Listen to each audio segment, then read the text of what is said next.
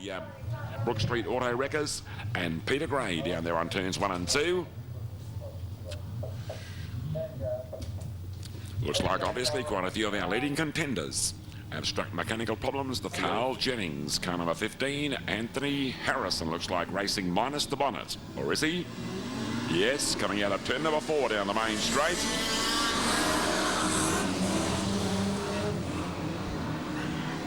Wow, what a hell of a charge down there on turns 1 and 2. Lindsay McDonald almost sideways on, obviously a bad steering problem with the Peter Gray car virtually slowing to a walk going up the back straight. 3 high-powered charges. That's how they're running across the start-finish line. Renee Hillberg, he said, catch me if you can in this flying Hyperformance Mazda, car number 22, Czerwinski.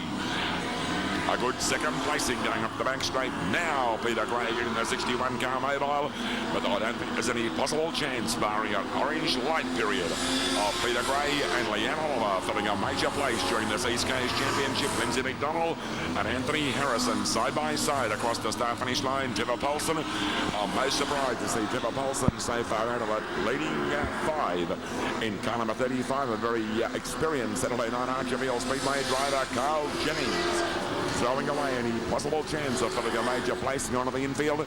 Back onto the Speedway circuit, but doesn't Renee Hillberg look good? Mr. Cool Carmen Collective of East Coast A-grade racing, Czerwinski. Oh, he's got problems on the start-finish line. The motor car is virtually stopping and starting down there on turns 1 and 2. You would have bet all monies that Renee Hillberg had this feature race absolutely shot to pieces.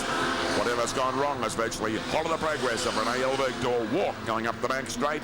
Now trying to get the Rotary Mazda motivated, but to no avail. Now Czerwinski in this sparkling Darling Downs Holden Commodore, dictating the pace, dictating the tempo. He will want to keep that foot right to the firewall. Oh, car number 27, Peter Gray and Trevor Paulson having their own private dice coming out of turn number 2. But certainly all eyes centred on the 1-2 combination. For one moment, Anthony Harrison almost wiping out the concrete wall going across the start-finish line. That has allowed Czerwinski to have a couple of moments breathing space up front, whether Anthony Harrison can close the gap or not remains to be seen.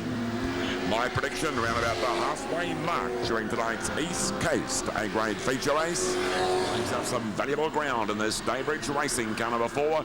Once again, breathing fire and brimstone on the rear bumper of the Holden Commodore across the start-finish line. I think Czerwinski, he'll want to move and move quickly. Had a couple of opportunities out there during the last lap or 2 laps to find a passing move on Shane Holliman, car number 63. Anthony Harrison well ahead of the Ford Falcon. Wayne Lack from Felton Gardens.